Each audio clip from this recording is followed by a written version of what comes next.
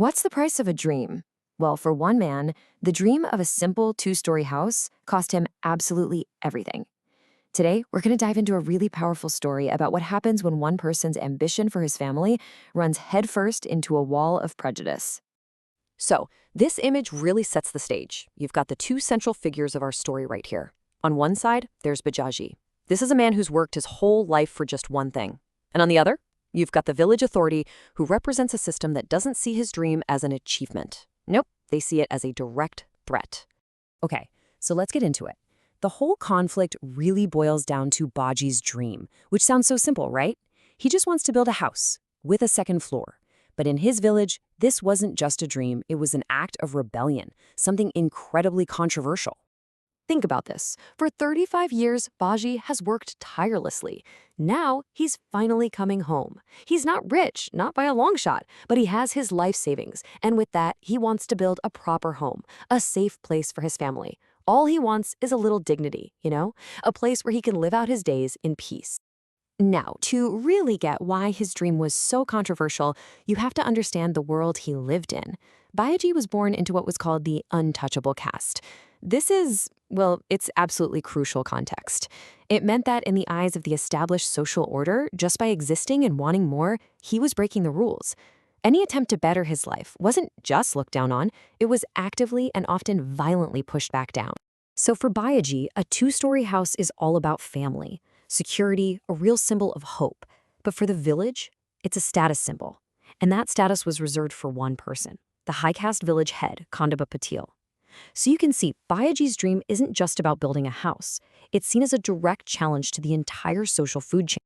And this right here is where it all comes to a head. Bayaji's dream runs smack into the village's power structure. And the response he gets? It's not just fast, it's absolutely brutal. Just listen to this. This is what Khandaba Patil tells him. It's a threat, pure and simple, and it is chilling. The message couldn't be clearer. Build that house, and you're not welcome here anymore. Suddenly, the danger to Bayaji and his entire family becomes very, very real. So what do you do when you're faced with a threat like that? Baji is backed into a corner. He knows he can't take on the whole system by himself. So he backs down. Or at least that's what it looks like. He outwardly gives up on his plans. But that dream, it's still burning inside him. And this is where he gets clever.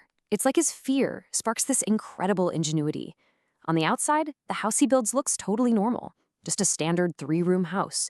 But inside he secretly builds his dream. He creates this hidden upper floor, a loft, that you can only get to through a staircase in the kitchen. It's his own quiet, powerful act of defiance. So the house is finally finished. Time to celebrate, right? He plans a big housewarming party, and it should be this moment of pure joy for him and his family. But you can just feel it. There's this tension in the air, a real sense of danger lurking just under the surface of all the festivities. And Bayaji goes all out for this party. He puts up a beautiful tent, hires famous singers. The whole place is filled with music and the sound of his family and friends laughing. It really seems, just for a moment, like he's done it. His dream has come true. And up in that secret room, his hidden second story, Bayaji does something really important. It's not just a room, it's almost like a shrine to what he believes in. He hangs up pictures of these great social reformers, people who fought against the very system that was oppressing him. So that room, it's more than just a loft. It's a statement. It's a symbol of freedom. And then the mood just shifts. A shadow kind of falls over the whole party. Khandaba Patil shows up with his cronies. And their presence just sucks the joy out of the air. You can see them looking around, taking in the house, the happy crowd, and they are not happy. The tension is so thick you could cut it with a knife. The party keeps going. The music is loud, everyone's having a great time.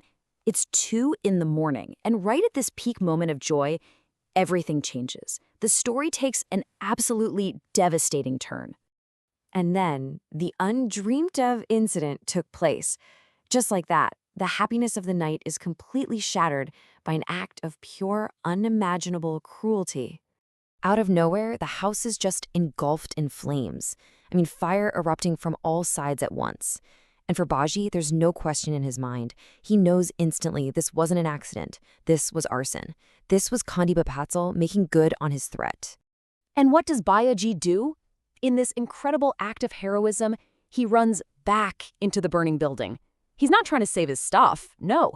He climbs up to that secret room to save those portraits, the symbols of his ideals. He manages to throw them out to safety, one last act of defiance. But as he turns to get out, the staircase gives way. The very dream he built becomes his tomb. In the aftermath of this horror, as Bayaji is dying from his burns, we get to the most crucial and, frankly, the most heartbreaking part of the story. His last words. And of course, what's the official story? It's a complete lie. The authorities rule it an accident. It's a pathetic cover-up, designed to protect the powerful and pretend their crime never happened. It's not just a denial of justice, it's a mockery of it. So there he is, surrounded by his sons, burned so badly there's no hope. And with his last breath, he tells them his final wish. He doesn't ask for revenge. He asks them to build the house. He turns his own death into a legacy, a mission for his children to carry on. So that's the question, isn't it? What happens now? The house is gone, the dreamer is dead. Does the dream just die with him? I mean, after all that pain, all that injustice, could it all have been for nothing? Well, the answer comes the very next morning, and it's a resounding no. Bayaji's eldest son makes a declaration. He says they're starting work on a house, and not a hidden one, a regular 2-storied house. No more secrets, no more compromising. They're going to build the house their father dreamed of, right out in the open for everyone to see. And that's where the story leaves us. Not with ashes and destruction, but with this incredible act of creation. With their hearts absolutely broken, Bayaji's sons pick up their tools and they start digging a new foundation. It's the perfect ending, really. It shows that you can burn down a man's house, you can even kill the man, but you can't kill his dream, not when he's passed it on to his children. That dream, it turns out, is stronger than any fire.